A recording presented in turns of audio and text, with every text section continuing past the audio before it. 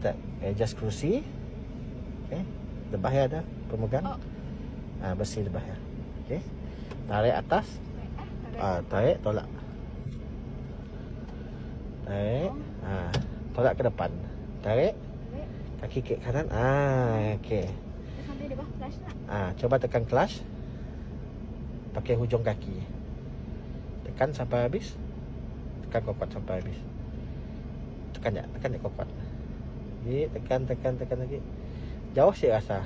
Jauh. Okey, pergi depan gigi kursi. Okey. Coba tekan kuat-kuat. Tumbik ke bawah nak?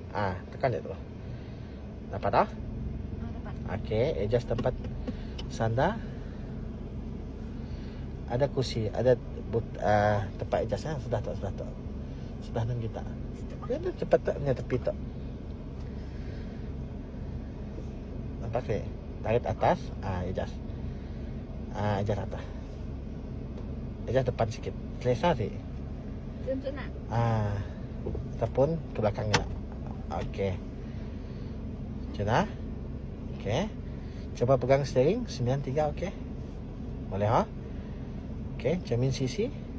Okey sih. Yang A. Okey. Just asalkan nampak belakang lah. Cermin sisi sebelah kiri, okey. Okey. Cermin pandang belakang. Okey. Adjust signal, check signal. Bawah signal sebelah kanan, okey. Tengah-tengah. Di signal atas, signal kiri. Okey, tutup lagi. Okey. Check wiper. Step pertama. Debah, turun debah. Okey, kedua. Debah lagi, debah. Lagi debah lagi. Step pertama kan? Okey. Tutup habis atas. Okey. Dah, lepas. Okey, cek tarik tali pinggang.